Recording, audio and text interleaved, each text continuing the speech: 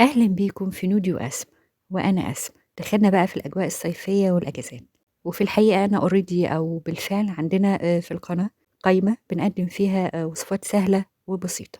فحابة بقى في الصيف أعمل قايمة تانية تكون عن المخبوزات متنوعة للفطار أو تنفع كسناك بين الوجبات للأطفال.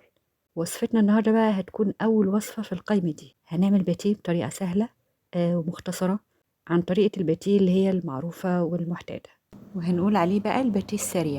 وهعمله بقى سادة وبدون أي حشوات، ولو حابين نحشيه هنحشيه بقى حلو أو حادق على حسب رغبتنا، بيبقى خفيف وهش جدا. تعالوا بقى نشوف باقي الوصفة كالمعتاد. وقبل أي حاجة وكل حاجة لازم ننخل الدقيق كويس قوي علشان يدينا نتيجة حلوة في المخبوزات.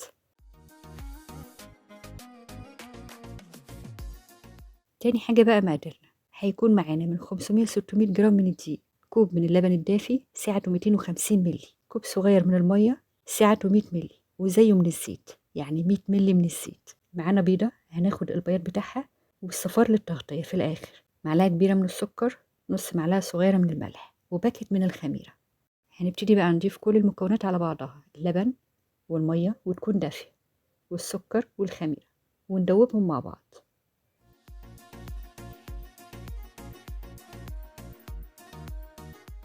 بعدها بقى بنضيف الزيت وبياض البيضة ونقلب مرة تانية.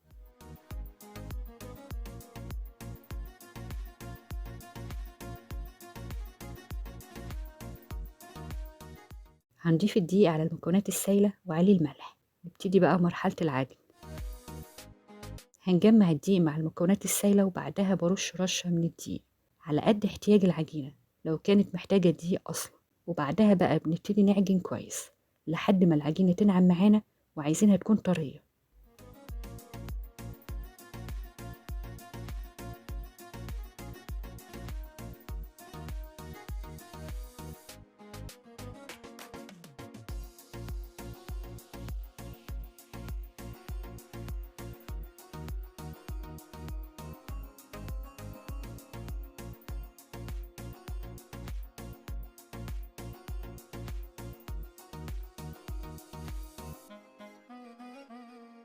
في نفس بولة العجن رشة خفيفة من الدقيق ونحط العجينة ونغطيها. أفضل حاجة لتغطية العجين يا إما بستريتش رول، ولو مش متوفر عندنا كيس نايلون، لأنه بيحافظ على العجينة تفضل طرية وقوامها يبقى ناعم وطري.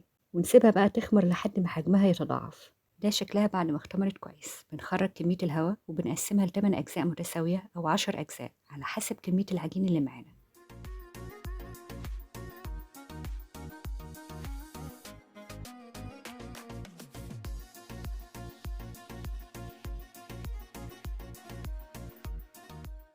نغطيهم ونسيبهم ربع ساعة يريحوا.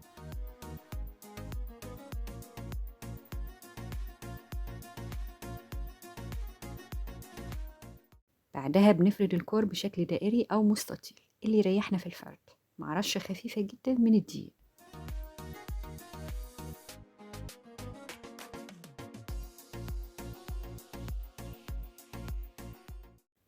بعد الفرد بندهن بقى ما بين الطبقات زبدة سايحة.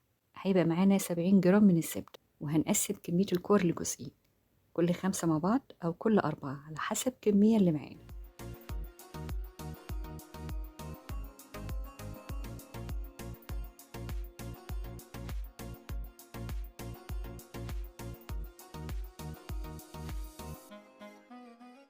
فكده دول أول 5 طبقات معانا.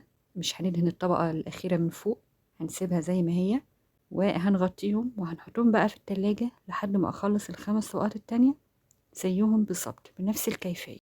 هنفرد وندهن ما بين الطبقات وهحطهم في التلاجة لمدة ربع ساعة تلت ساعة. بعدها بقى هنبتدي نفرد أول 5 طبقات حطيناهم في التلاجة. وأثناء الفرد بنفضل بقى نقلب الطبقات، يعني فردنا من ناحية هنقلب ونفرد شوية الناحية اللي تحت أو الجانب التاني، وهكذا لحد ما نفردها على الآخر علشان الطبقات تتساوي معانا وتبقى قد بعضها. ونفرد بقى على شكل مستطيل ونحاول نفردها على قد ما نقدر.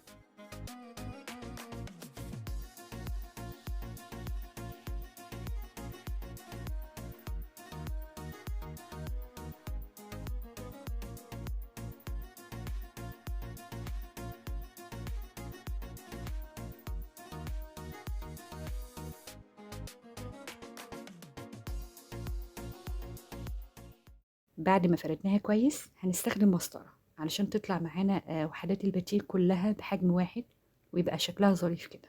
هنقسم بقى المستطيل بالعرض لنصين، وبعدها بقى بنقسم كل واحدة على حسب الحجم اللي احنا عايزينه. يعني انا هنا هعمل مقاس الواحدة 5 سنتي، فممكن نكبرها براحتنا. وبعدها بقى بنلف كل واحدة رول.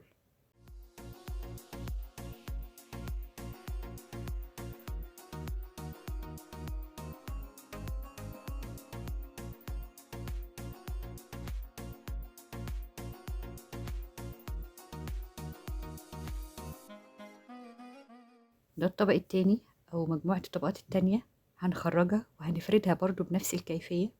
والجزء اللي خلصناه وفردناه وقطعناه هنحطه بقى في التلاجة علشان نوقف الخمور بتاعه شوية لحد بقى ما نخلص الطبقات التانية ونشكلها. ادي شكله بقى بعد ما خلصنا كل الكمية. نغطيه بقى بكيس نايلون ونسيبه نص ساعة يخمر معانا. ده شكله بعد ما خمر. هنجيب بقى صفار البيضة وندهن الوجه من فوق. هنسخن الفرن على 190 قبلها بربع ساعة من تحت، وهنحطه في الرف اللي في النص لمدة 7 دقايق على حسب ما ياخد لون من تحت. بعدها بقى بنفتح الشواية ياخد لون من فوق.